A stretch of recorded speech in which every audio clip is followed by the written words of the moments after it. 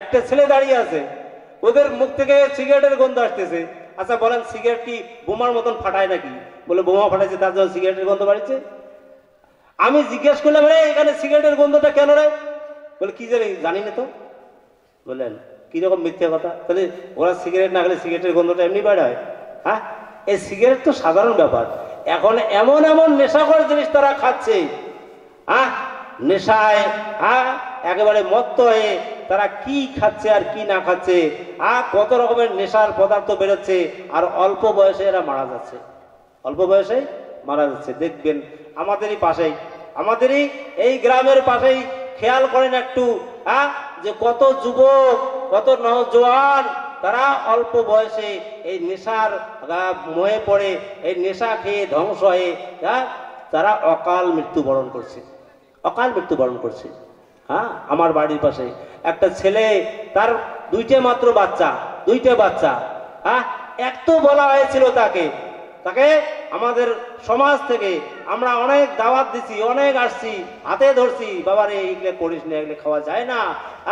বলেন কথা কিছু, ওই কথা দেয় বলে ঠিক আছে ঠিক আছে, বলেন তশকিল করা হয়, কিন্তু কথা শোনে না। মা বাবা যদি ভালো না হয়, তার ছেলে ভালো হবে কি করে বলেন? মা বাবা যদি আমার ওই রকম থাকে যে ছেলেকে শাসন করে না, বলে ছেলে তো পয়সা কামাই করে নিয়ে আসতেছে, দিচ্ছে, তো ছেলের পয়সা খাচ্ছে, আর ছেলেকে কি করে করুক, ছেলের কি হয় হোক, বাস। কিন্তু মা বাবার এতটুকু অন্তত কর্তব্য পালন করা দরকার, যে আমার আদরের ছেলেটা, আমার আদরের মেয়েটা, যে ছেলের জন্য, যে মেয়ের জন্য আমি 10 মাস 10 দিন মা আমি গর্ভ ধারণ করে বাচ্চাটাকে আমি নিয়ে চলছি, আমি কত কষ্ট সহ্য করছি, আর তারপরে যখন প্রসব করছি তখন কতটা কষ্ট করছি, তারপরে আমি তাকে কতদিন, যতদিন তার বোধ হয় নাই ততদিন সে কিছুই বলতে পারে নাই, তখন তাকে আমি রাত মানে প্রবাস করে রাতে জেগে তাকে আমি কি সবকিছু সেবা শুশ্রূষা করছি, তার সমস্ত কিছু দেখভাল করছি।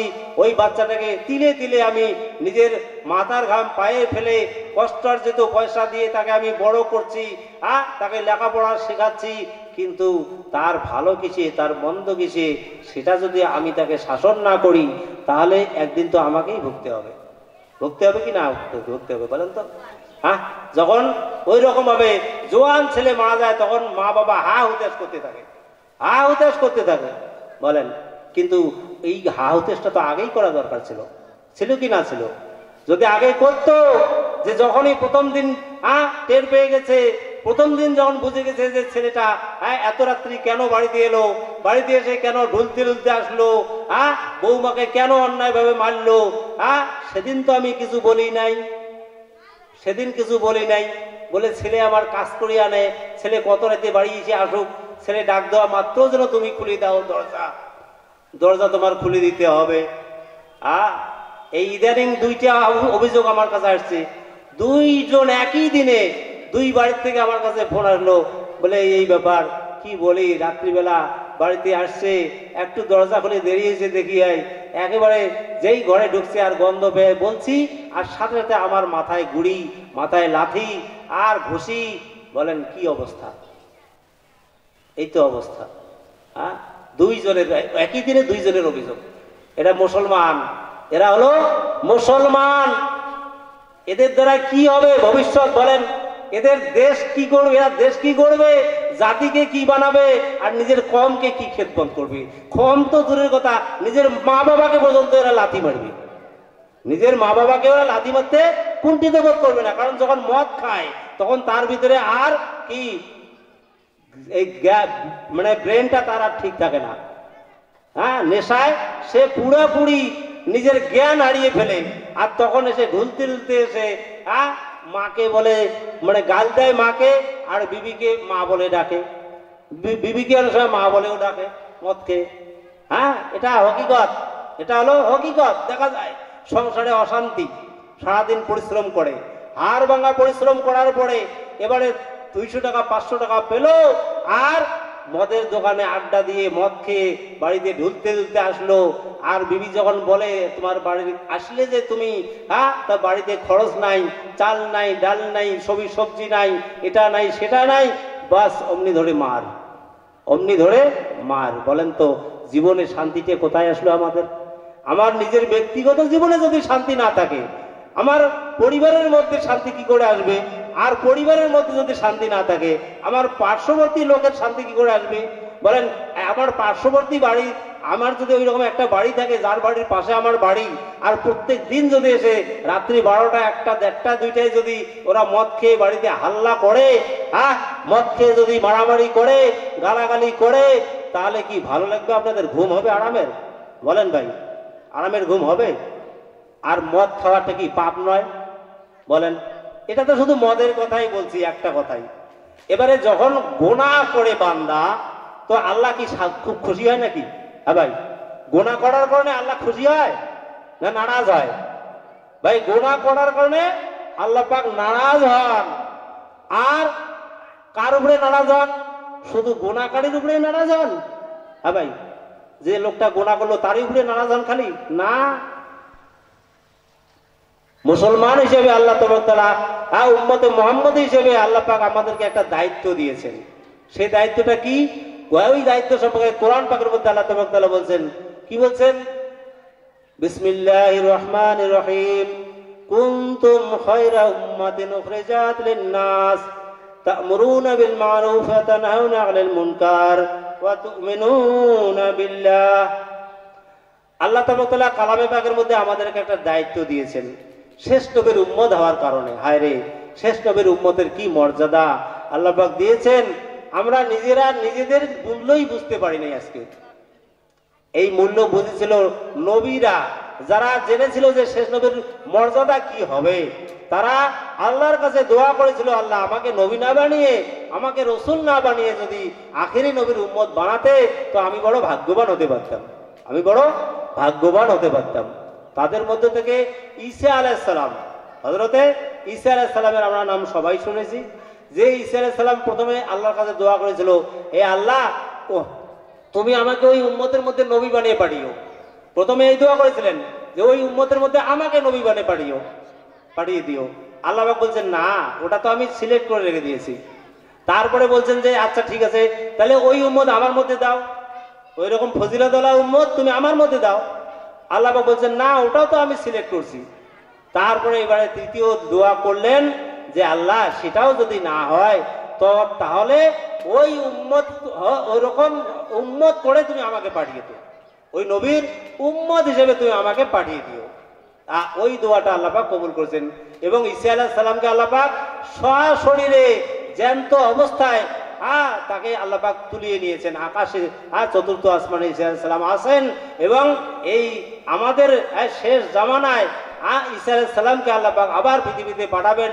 তিনি এসে আবার পৃথিবীতে আমাদের শরীয়ত অনুযায়ী তিনি 40 বছর যাবৎ দিন প্রচার করবেন। আর তবে নবী হিসেবে নয়, উম্মত হিসেবে, আমাদের মতো উম্মত হিসেবে।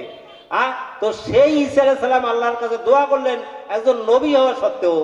আর আমাদেরকে আল্লাহ পাক ওই রকম মর্যাদা দান করলেন, বিনা দোয়ায়, বিনা চাওয়ায়, বিনা দরখাস্তে। তারপরে আল্লাহ পাকের শুকরিয়া আমরা আদায় করতেছি না, বরং আমাদের মূল্য না বুঝে আসার কারণে আমরা আজকে কি করছি? আমরা নিকৃষ্ট হয়ে গেছি সমস্ত জাতির কাছে, সমস্ত জাতির কাছে নিকৃষ্ট হয়ে গেছি। এই জন্য ভাই, আমাদের কি যে দোয়া, যখন মানুষ কি করে, নেক কাজ করে, তখন আল্লাহ পাক সন্তুষ্ট থাকেন, হয় না? না, আর যখন গুনার কাজ করেন তখন আল্লাহ অসন্তুষ্ট হন। তো এবারে বলা হয়েছে যে আল্লাহ পাক বলছেন, কুনতুম খায়রা উম্মাতিন উখরিজাত লিন-নাস, যে তোমরাই শ্রেষ্ঠ উম্মত, তোমরা শ্রেষ্ঠ উম্মত।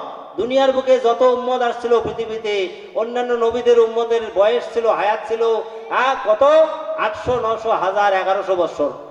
তারা আমাদের থেকে অনেক বেশি ইবাদত করেছেন আল্লাহর, কিন্তু আল্লাহ পাক তাদের ওই রকম ভাবে খায়রুল উম্মত হিসেবে ঘোষণা করেন নাই, শ্রেষ্ঠ উম্মত হিসেবে আল্লাহ পাক তাদের শ্রেষ্ঠত্ব দান করেন নাই। আমাদের হায়াত কত? আমাদের হায়াত 60, 70, 80 বছর। অথচ এই সামান্য হায়াতের মানুষ হয়ে আল্লাহ তাআলা আমাদেরকে শ্রেষ্ঠ দান করলেন। কেন শ্রেষ্ঠত্ব? যে তোমাদের কাজ আছে, তোমাদের কাজ আছে। কি কাজ? যে তা'মুরুনা বিল মারুফ ওয়া তানহাউনা আনিল মুনকার। তোমরা কি করবে? তোমরা মানুষকে সৎপথের দিকে আহ্বান করবে, সৎপথের দিকে ডাকবে।